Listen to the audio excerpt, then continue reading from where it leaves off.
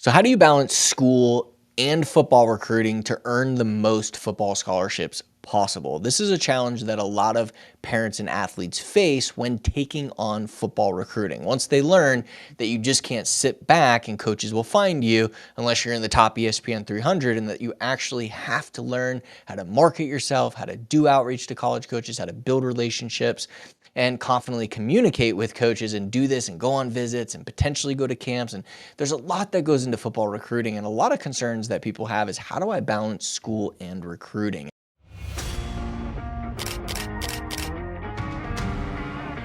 You're listening to the Football Scholarship Podcast, the playbook for parents and athletes who want to secure the best football scholarships possible. From securing a D1 football scholarship in the SEC at Ole Miss at just £5,700, myself, to helping 83% of the athletes I mentor achieve football scholarship offers and 42% going Division I. I've learned countless lessons that I'll be sharing right here with you. Join me and my co-host Brian Overton, who has 15 years of D1 college football recruiting experience, as we interview top experts, successful athletes, and discuss current recruiting trends. Together, we'll help you navigate the recruiting process so you too can achieve your dream of running out of that tunnel in front of 100,000 screaming fans. And joining me today on this podcast is Brian Overton, who has over 15 years of Division I recruiting experience. He's our head coach here at Next Play, and both him and I work with a lot of athletes, and 89% of our athletes earn football scholarships, and all of them essentially have this concern in the beginning. Most of them do really well in school, but the parents are concerned, will his grades suffer, and will he start not liking recruiting because it's interfering with school and what have you. So we're going to break down how our athletes are able to manage school, their grades, keeping them up while playing many sports and doing lots of different things and taking on the challenge of football recruiting. So Brian, thanks so much for being here, man. Yeah, absolutely. Such an Absolutely. important topic, brother. But obviously we have some of the things we teach our athletes and time management and all that. But I just want to open it up to you, man, because obviously this is something we see a lot. We deal with a lot, kids that are trying to keep their grades up while also, especially the older cats when they start late in the game. What are some of the things that you're helping them do specifically to be able to manage their school as well as their the football recruiting? Yeah, I think the most important thing is, and I think one thing, I'll say to the parents, so just right off the bat, because I know, there's some out there that, think that if you get involved in a program that it may take, you feel like the kid may, look at it as taking precedence over his grades and not focus as much on his grades and vice versa or whatever the case may be. But having been on the college level for a long time, what I'll say is, the more they do stuff in college is no different than practicing football, right? You know what I mean? Because, if they're planning on going to play in college football, they're going to have to learn how to, manage academics in the game, even on a higher level, once they get to college, so the more they do it, in high school and are more efficient at it, now, the more efficient they're going to be at it, when they go off to college. So I just want to say that to parents, Yeah, that's a real, if they're planning on doing it in college, you know what I mean? They're going to have to learn how to do it now. that's such a good point, man. Because I get it. Like, I have kids. I get it as a parent where you want to look out for them, right, and do things in their best interest. But at the end of the day, like you just said, college football is a full-time job, right? And they also have to go to school full-time. So they got to learn how to do it anyway, right? And what we Yeah. the the process that we teach, our seniors, they put about, at least 3 to 5 hours a week into the recruiting, and then the younger guys, it's more like 2 to 3 hours, and they could do more if they want, right? It's not, you're not spending 100 hours on it if you have the right systems, the right processes, and the right tools, right? Scheduling tools for your posting, the outreach, and sometimes using some of our automation and AI tools that we now have that we let our athletes that are accepted into the 1% club use in order to make things more efficient, right? It's still customized, they're still doing it, but it's more efficiency, right? Like as business owners, as business people today, if you're not using a lot of these new tools, you're going to suffer. And like we teach, athletes are a business. They're the product, right? They got to learn how to market and sell themselves, but they're the product. And if they're not treating themselves like a business and then using tools that they could use to make themselves more efficient as a business, then they're missing out. And they're not. So anyways, 3 to 5 hours a week, if you have the right systems, tools, processes, accountability, coaching through the process, is really all you need. Right now, when you're traveling and you're going to camps, and as you get closer to signing day, it's going to be a little bit more time. But a lot of people, one, like you said, hey, you're going to have to learn how to do it anyways. Really good point. And two, let's get real on how much time it actually takes, right? Younger cats, if you, again, right processes, right tools, 2-3 hours a week. As you get closer and you get older, you're looking at more like 3 to 5 hours a week. And then as you get real close to signing day, it's obviously gonna be more time, especially, traveling and doing visits and stuff like that. Yeah, and the other key point is, especially with the guys we work with, is every situation is just like everything else we talk about. Every situation is different. Every kid's situation is different. Their schedules are different. So we just sit down and the most effective thing we do is communicate with them and them communicating with us what works and what doesn't work. And what I mean by that, whether it's systems, whether it's strategies, or whether it's what time things work, based on their schedule. I mean, I think I may have mentioned it before, but I've got a handful of like California kids. I'm on the East Coast, they're on the West Coast. It just works better for them. Like if we catch up and get a good plan for the week or follow up on like a Friday morning before they go to school, so it might be 7 o'clock their time, 10 o'clock my time, but that's what works for them, based on their schedule, because they know we can get on and get organized and get a good plan together and go execute it. And that's what works for them. Some of the other guys, it's different. So, it's all in how you break up your day and your week, and then it's based on the time of year. So we don't obviously keep the same schedule all year, because football season is going to look different than the spring, and spring is going to look different than the summer. You know what I mean? So depending on what time of year we're in, myself and our coaches, we always reach out to the guys and say, okay, especially right before the season starts. You know what I mean? We're going to ask them, what's your schedule look like? What's your practice schedule look like? Class schedule, all that good stuff. This is crazy now. High school teams doing stuff on the weekends now, watching tape and all kind of stuff that never used to happen before. So what's your schedule look like on the weekends during the season? And once we figure that out, we sit down and we just get a detailed plan. So like you mentioned, if it's a senior, like if it's a 2026 heading into his senior year, if he's in his senior year this year, he's probably going to be hot and heavy on it. So even if we got some kids want to carve out 30 minutes a day, whenever that is, if it's before school, when they get home, right before they go to bed, knock some stuff out for 30 minutes. All right. Well, if you stack those 30 minutes together, you can get to 4 hours pretty easily in a week, especially if they may want to do little 30-minute increments during the week when football is going on. Then on Sunday, they might want to sit down, and knock an hour out or so on a Sunday, you know what I mean, when it's a little more, dialed down. So that's the biggest thing we do is we tailor their schedule and how to get that stuff done while still being able to not, put academics to the side, and also be able to be really effective playing the game, playing football, be as good a player as they can for their team by just effectively putting together a plan based on the season they're in. And again, when the season's over with, when January comes around, obviously they're not practicing anymore. They don't have all that stuff going on. They probably got a new class schedule depending on, how their classes run, and we'll do it again.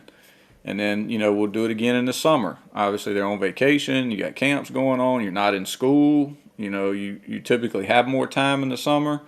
So then we might crank it up a little bit, but it depends on the kid. My point is, during each part of the year, we make sure that they have a good plan that makes sense.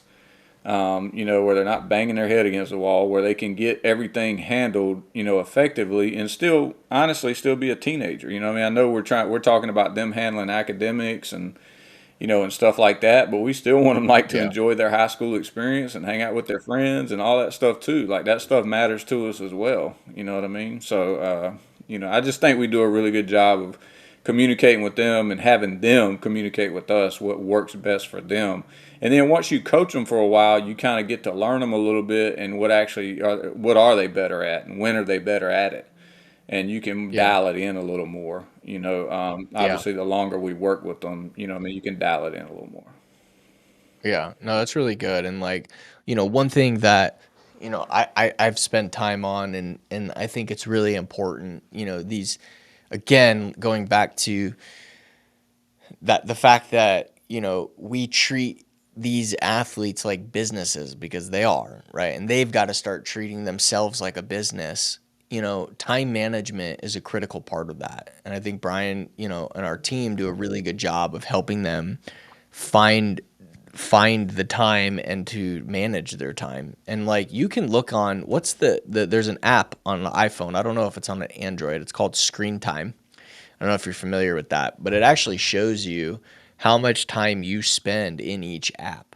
And I would suggest looking at that, especially if have your son look at it. If you're a parent watching this, have him look at that app and see how much time he's spending in a lot of the, in these apps that aren't doing anything for him, but just taking up his time, right?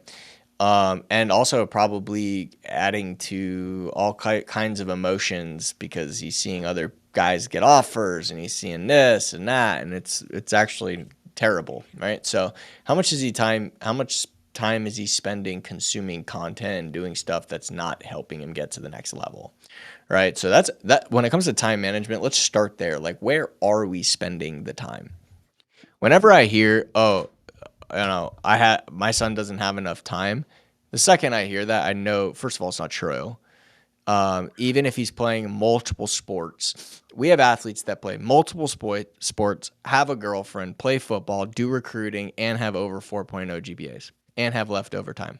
Like, so there's a difference between being not having a lot of time because you're bad at time management and, and being good at time management, right? And doing lots of things, right? And that's one of the skill sets of a successful business owner, which is what these athletes are. And so finding out where are you spending your time now, and then where can you find 3 to 5 hours a week, right, in order to do this. And also just the skill set of time management. And I've made YouTube videos on this that you could watch on my YouTube channel, but how do you time block?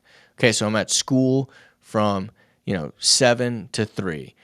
From 3 to 5, I'm at practice. From 5 to 6, I'm eating dinner. From 6 to 7, I'm doing homework. From 7 to 8, I'm doing recruiting. Right? You can time block and just make sure that all of your time is accounted for. If you don't do that, you will find yourself watching Instagram or going on TikTok or, doing things that have nothing to do with earning a college football scholarship, right? Have nothing to do with you getting to the next level. Planning your day the night before. This is another really, really valuable thing that successful people do. You plan the night before. Why is this important? Well, when you plan your day the following day, the night before, when you go to sleep, there's like a lot of studies on this, but subconsciously, you're doing you in your mind, you're actually coming up with ideas and ways that you can make it better, and you're prepared for the day. You wake up in the morning and okay, I'm going to do this from this time to this time, this from this time to this time, this from, what you need to do, and you can prepare yourself for it. And your body does that subconsciously. It's really, really powerful. Um, A lot of people talk about it because there's been a lot of studies on this, right? So preparing the day before, really, really important. And the next thing is the time blocking and really just making sure that all your time is accounted for, just like budgeting, right? What's the Dave Ramsey, right? The big financial guy.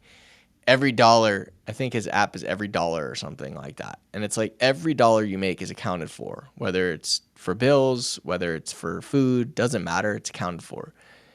Every hour is accounted for in your life, right? Especially if you want to be a successful business owner, athlete at the next level. You got to account for it. Or you got to have free time. Yes, you got to have fun. Yes, you got your girlfriend. Yes, I'm down for all that. Just account for it, right? And when you do that and you start looking at the amount of time you have, you start finding a lot of free time, a lot of time that's available to you. I think what is it? I think there is, just to confirm, yeah, there's 168 hours in a week, right? And if you take out the 8 hours for sleep, you have 16. So let's see, 16, that's 112 hours, right? And typically you're in school for 30 of those, right? Let's say you're in school and practice for roughly 40 of those hours. Roughly, like 40, a week, 45 of those hours. So out of 112, 45 of them are at school and practice, right? Maybe you could say 50 of them. Where's those other 50 hours? You can't find 3 to 5 hours. You're not time blocking. Such a critical skill set to be able to do. And it's not just for football and recruiting in school. This is for doing it at the next level, like Brian had said early on in this podcast, and also just doing it in life, being able to do this forever, right? I know I couldn't, I have to plan Yeah, the following day, the day before.